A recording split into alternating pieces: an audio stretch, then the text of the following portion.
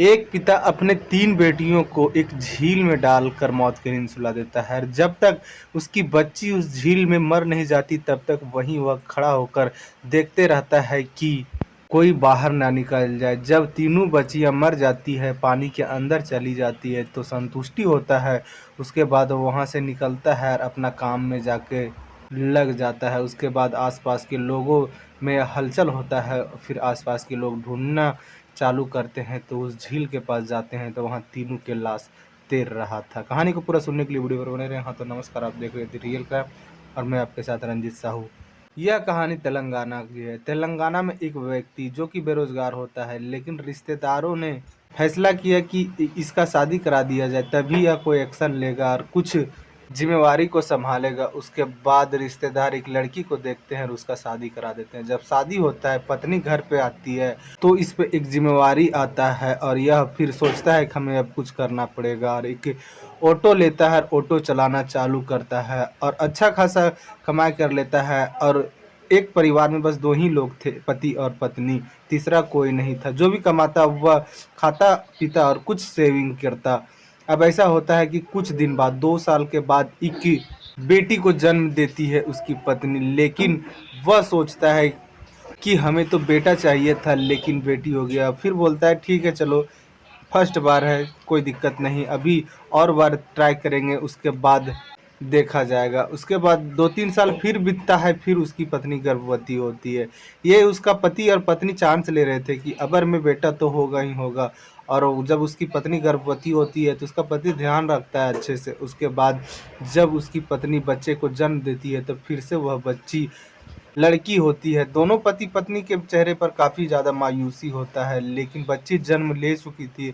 अब ये लोग कुछ कर नहीं सकते थे, इसलिए फिर से उसका पालन पोषण और परवरिश चालू कर देते हैं। उसके बाद फिर ये लोग सोचते हैं कि अब बच्चा नहीं करेंगे, अब ऑपरेशन करवा देंगे नसबंदी वाला। उसके बाद कुछ दिन के बाद फिर ये लोग सोचते हैं कि एक संतान में बेटा बहुत ज़्यादा ज़रूरी है। फिर ये लोग फैसला करते हैं कि एक बार और ट्राई किया जाए।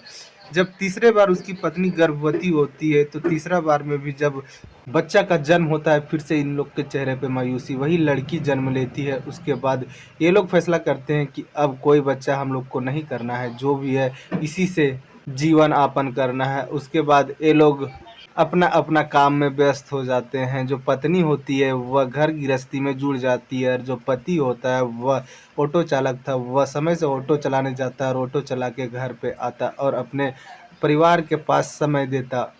धीरे धीरे वक्त आगे बढ़ रहा था। उसके बाद एक दिन होता है क्या कि जो तीनों बच्ची थी वह खेलने के लिए बाहर जाती है और गायब हो जाती है। फिर वो खेल के वापस लौटती ही नहीं। काफ़ी वक्त हो जाता है, उसकी माँ को लगता है कि हमारी बच्चियाँ अभी तक कहाँ हैं। जब वह ढूंढने के लिए जाती है, आसपास के बच्चों से पूछती है तो कोई उसके बारे में नहीं बता पाता है, इसलिए कि वह किसी के नज़र के सामने से गायब ही नहीं हुई थी। यानी कि वो बच्चियाँ कैसे गायब हुई किसी को पता नहीं है, किसी ने कुछ भी नहीं देखा था। फिर महिला अपने पति को फ़ोन करती है और बोलती है कि तीनों बच्चियां गायब हो गई है, वो लोग खेलने के लिए बाहर गई हुई थी और वापस घर नहीं आई।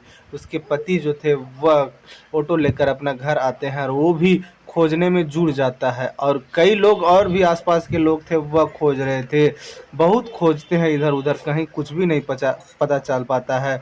लोगों को लगता है कि बच्चा चोरी वाला मामला तो नहीं है। फिर लगता है लोगों को कि एक ही परिवार के 3 बच्चियों को एक ही लोग कैसे लेके जा सकता है। उसके बाद क्या होता है कि लोग आपस में बात करते हैं कि यह मामला को अब पुलिस को दे दिया जाए, इसलिए कि हम लोग के बस के बात नहीं है। उसके बाद ये जो दोनों पति पत्नी होते हैं वह पुलिस स्टेशन जाते हैं और वहाँ पुलिस को सारा कहानी बताते हैं। हमारी बच्चियाँ खेलने के लिए बाहर गई हुई थी लेकिन वह लौटी नहीं, पता नहीं कहाँ चले गए। पुलिस बयान लिखती है और बच्ची को खोजने के लिए उसके गांव, उसके घर पे आती है, इधर उधर खोजती है और भी आसपास के लोग से पूछताछ करती है तो कहीं भी पता नहीं चल पाता है। ये ऐसे करके एक दिन बीत जाता है। दूसरा दिन भी पुलिस आती है, खोजबीन करती है, आसपास के लोगों से बातचीत करती है, लेकिन कहीं भी कुछ नहीं पता चल पाता है। फिर गांव के लोगों से दबाव पड़ता है पुलिस के ऊपर। सरपंच जो थे वहाँ के, वह पुलिस के ऊपर दबाव बनाते हैं कि जल्द से जल्द बच्चियों को ढूंढे और बच्चियों के साथ क्या हुआ है यह जरूर जल्द पता करें। उसके बाद जो पुलिस थी वो बस स्टेशन, रेलवे स्टेशन में पता करती है, कई तरह के सीसीटीवी कैमरा खंगालती है, लेकिन कहीं से कुछ भी नहीं पता चल पा रहा था। उसके बाद पुलिस फैसला करती है कि आसपास के जंगल झाड़ में जाकर पता किया जाए तो वहीं बगल में एक झील होता है, वहाँ पुलिस जाती है, देखती है 3 बच्चों का जो लाश है वह तैर रहा है। पुलिस इन तीनों बच्चियों के लाश को निकालती है और उसे पोस्टमार्टम के लिए भेज देती है और इधर आसपास के लोग से पूछने लगती है और उसके घर वालों माता-पिता से पूछने लगती है। तो पुलिस उसके पिताजी को भी कई बार इस बारे में पूछ चुकी थी। लेकिन उसके पिताजी का जो बयान था वह हर बार अलग-अलग आ रहा था। पुलिस को यही संदेह हो जाता है। उधर पोस्टमार्टम रिपोर्ट आता है कि बच्चियों के पानी में डूबने से मौत हुआ है, लेकिन उसके पिताजी का बयान बदलने की वजह से पुलिस को उस पे शक होता है। पुलिस फिर उसके पिताजी को उठाते हैं, पुलिस स्टेशन लेके जाते हैं और वहाँ जब पूछताछ करते हैं तो उसके पिताजी जो बोलते हैं उसके सुनने के बाद आप सभी के पैरों तले ज़मीन खिसक जाएगा। कोई पिता ऐसा कैसे कर सकता है? अपने 3 बच्चियों को एक साथ कैसे मार सकता है? उसके पिताजी को लग चुका था कि हमारा संतान में बेटा नहीं है और हमें काफ़ी ज़्यादा तकलीफ़ होगा। इन तीनों बच्चियों का शादी कराना हमारे बस की बात नहीं है, इसलिए कि अभी का टाइम है जो वह एक बच्ची की शादी करने में 4-5 लाख रुपया खर्च होता है, 3 बच्ची का शादी करने में 10 से 15 लाख के आसपास खर्च होगा और हमारे पास तो उतना पैसा है नहीं। हम जो भी कमाते हैं वह घर के खर्च में और कुछ ही पैसा बच पाता है। इनके बच्चियाँ 3 में से एक 9 वर्ष की, एक 7 वर्ष की, एक 5 वर्ष की होती है।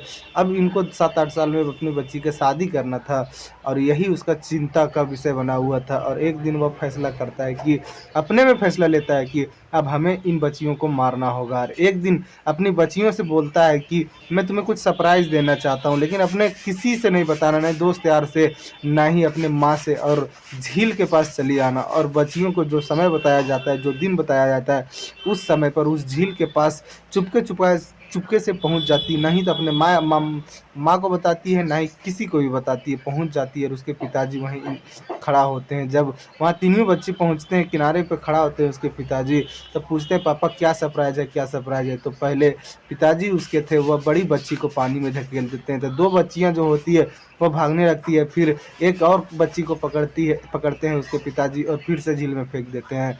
अब तीसरा बच्ची भी भागने लगती है तो उसको भी पकड़ते हैं और झील में डाल देते हैं। तीनों बच्चियाँ तड़प रही थी और पिताजी वहीं खड़ा होकर देख रहे थे। और उसको लग रहा था कि जब तक इन बच्चियों का जान नहीं निकल जाएगा तब तक हम यहाँ से नहीं जाएँगे।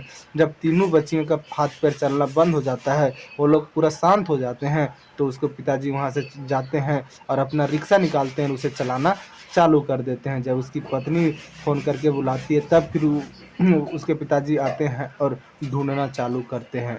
यह बयान नोट करती है पुलिस। अब सबूत के तौर पे पुलिस के पास कुछ नहीं थी और किसी ने देखा भी नहीं था, जिस वजह से कोई गवाह भी नहीं है। पुलिस के पास चुनौती है, कोई सबूत जब तक इकट्ठा नहीं होगा तब तक इसके ऊपर चार्जशीट तैयार नहीं होगा और चार्जशीट तैयार नहीं होगा तो यह मामला कोर्ट नहीं जाएगा। कोर्ट जाता है मामला तो इसके पिताजी जो 3 बच्चियों का कातिल है उसे क्या सज़ा देती है। लेकिन समाज इस चीज़ से ज़रूर डरा हुआ है कि हमारा अगर 3 बच्ची हो गई है, चाहे 2 बच्ची है, चाहे 1 ही बच्ची है, तो हमें शादी करने में 5 लाख, 7 लाख, 10 लाख रुपया खर्च होगा और यह रक़्म हमारे पास है नहीं तो आएगा कहाँ से?